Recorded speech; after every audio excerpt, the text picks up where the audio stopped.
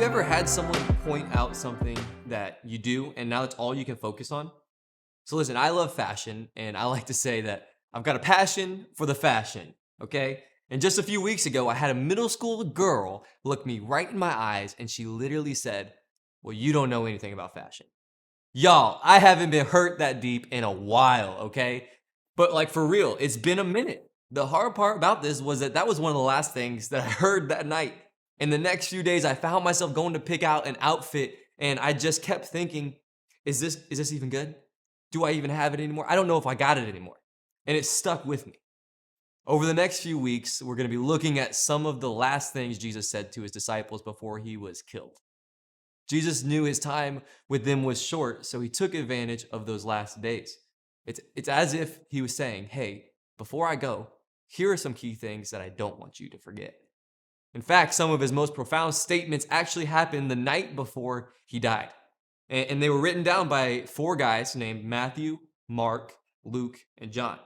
Okay? Now, some of us may have complicated feelings about the Bible, but what's hard to deny is that the Bible is a great place to go when we want to know what Jesus said. Okay?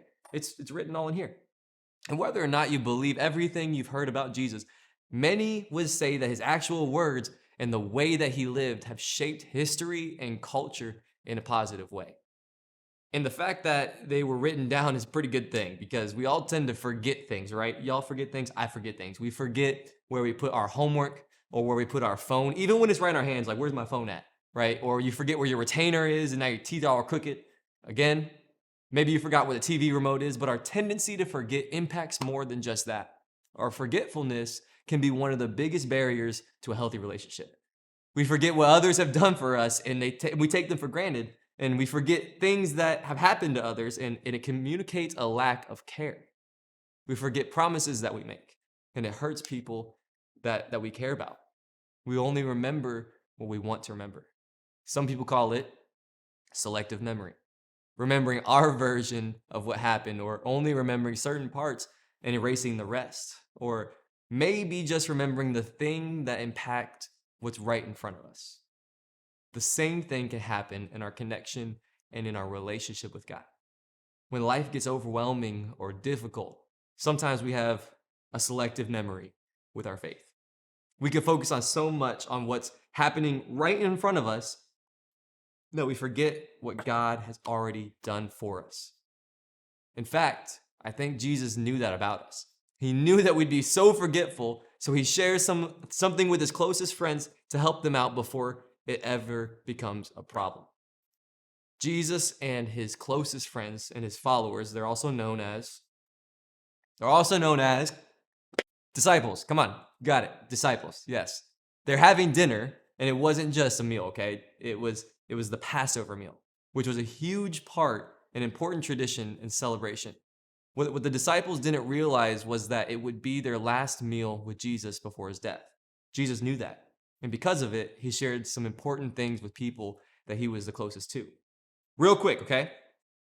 Everybody pause. Imagine if you were having one last conversation with the people that you love the most. What would you say before you left?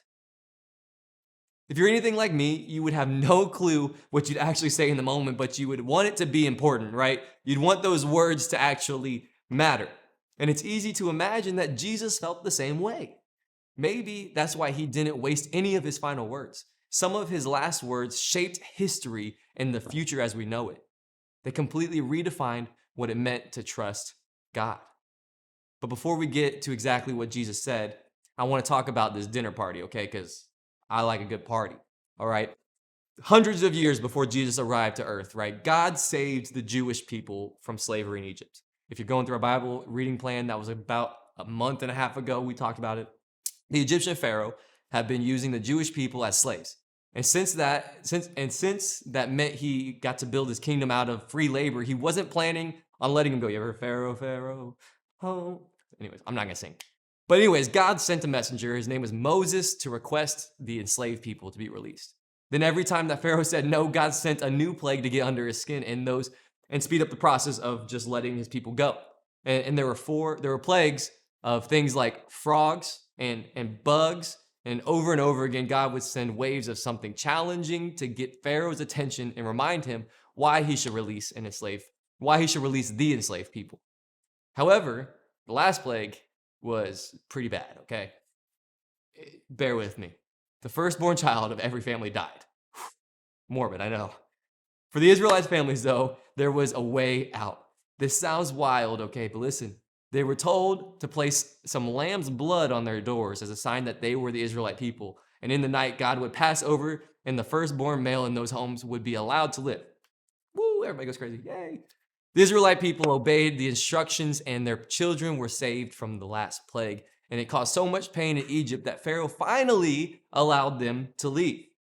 It was the end of slavery and a new beginning for the Israelite people. And from that moment on, the Israelites, now known as Jewish people, have had a tradition of remembering the Passover. They have a meal to celebrate how God had rescued their ancestors. They gathered around a table, much like many of us do for holidays, and retell the stories of how they were once slaves, but God rescued them. They've made a habit of remembering. They didn't just assume that they'd always know how God was faithful to them. So they set aside time, put it on the calendar, and got intentional about telling the story of how it happened. And just like many of our holiday traditions include so much food, so does theirs. Part of their meal involved eating bread that didn't have any yeast in it, so it was really thin, okay? And it also involved drinking wine, kind of like this. This is grape juice though, so it's not, okay. Unleavened bread. It was made without yeast, representing how quickly the Israelites left Egypt. There was no time to wait for the bread to rise. The wine represents the blood of the lamb that were sacrificed to save the Jews. Does that make sense? You got it? Good. This brings us back to the table where Jesus is celebrating, remembering Jesus was the Jewish. Remember, he was Jewish. He grew up celebrating, remembering and retelling the story of the Passover along with his family. Now, he was doing this with the same people, his disciples. They probably all knew how the dinner was supposed to go and how the story was supposed to be told. But then Jesus does something new. Check this out, okay? This is what it says. In Luke, it says, he took some bread and gave thanks to God for it. Then he broke it in pieces and gave it to the disciples, saying, "This is my body, which is given for you. Do this in remembrance of me." After supper, he took another cup of wine and he said, "This cup is the new covenant between God and his people, an arrangement confirmed with my blood, which is poured out as a sacrifice for you." This was a huge moment for the disciples. Even though they may not have understood what Jesus meant, they knew he had just changed the meaning of their whole tradition. They had always been celebrating and remembering what had happened so long ago in Egypt, but now it was about to be remembering what he was about to do. The bread and the wine represented his body and his blood. He was saying, "These things now represent my incredible love for you, which has compelled me to live with you and die for you. Every time that you eat this bread and every time that you drink this wine, I want you to remember me. Remember my sacrifice for you. Remember my great love for you." What I love about this moment right here, what I love about this moment is that it's about so much more than a holiday. Passover was a special time of remembering, but what about the bread and the wine? Jewish people had those every day. It was just their normal food. Jesus made two of the most ordinary parts of their lives significant. Jesus wanted them to remember him every time that they ate and every time that they drank. Why? Because Jesus knew what life would be, that life would be difficult and it would be painful, not just for the disciples, but for everyone who read his words in the future, including us. Jesus knew that in those difficult moments, it's easy for us to get caught up with what's right in front of us. And it's easy for us to forget where we come from. It's easy for us to focus on the bad and forget the good. It's easy for us to forget that Jesus died for us to demonstrate his great and unfailing love. Jesus knows that we tend to forget. So before he left, he taught his disciples to remember. And why is that so important? Because remembering reminds us of what Jesus has done. of what he's doing and what he's going to continue to do. Remembering isn't just about being sentimental, it's a foundation of our faith. The things that we look back on are moments that help us continue to grow in our faith.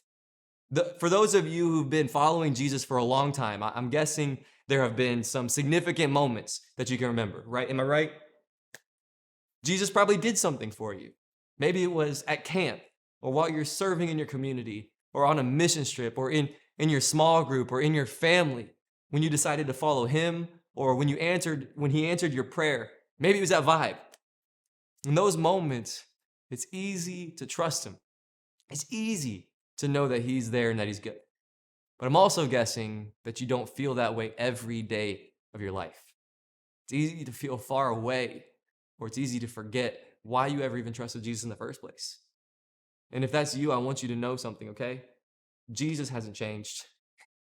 He's the same that he was when you first met him. He's the same that he was when you first experienced him. He's the same that he was at that camp. He's the same that he was at that retreat. He's the same that he was at Vibe. He's the same as he was the first Passover, and he's the same as he was at the Last Supper.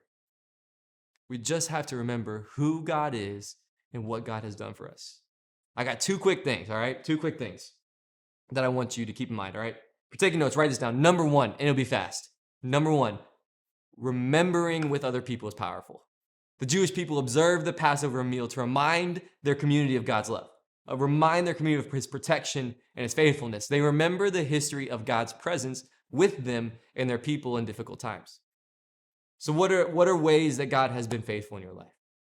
There's something powerful about both sharing your stories of God's faithfulness with other people and hearing stories about God from other people. One of the best places to share stories like this is with your small group, actually, that we're going to get into in a minute. But what would it look like to celebrate God's faithfulness together with your group? The second thing is this, all right? You ready? Write it down. This is big. This is huge. Life-changing. Remembering takes work.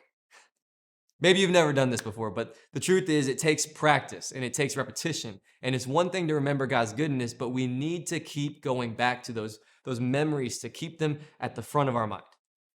Also, listen, pay attention to when God shows up, okay? Pay attention to when he does something for you. Remembering also allows us to trust God. Even when it's hard to see how God is working, remembering helps us to see God in the past so we can trust God in the present. Whoo, that's good. That is good. Here's what I know. You are 100% guaranteed to go through difficult times in life. So it's important to decide now that those difficult times won't derail your trust in God. None of us are exempt from challenging moments, but when you experience challenges in the present and future, you can lean on the one who has always been there for you in the past. Remembering reminds us of what Jesus has done, of what he's doing, and what he's going to always continue to do. When you head to your groups, I want you to think about your response to this question, okay? We're about to close. Think about this question on your way to your groups. What is something that Jesus has done in the past that would be helpful for you to remember today?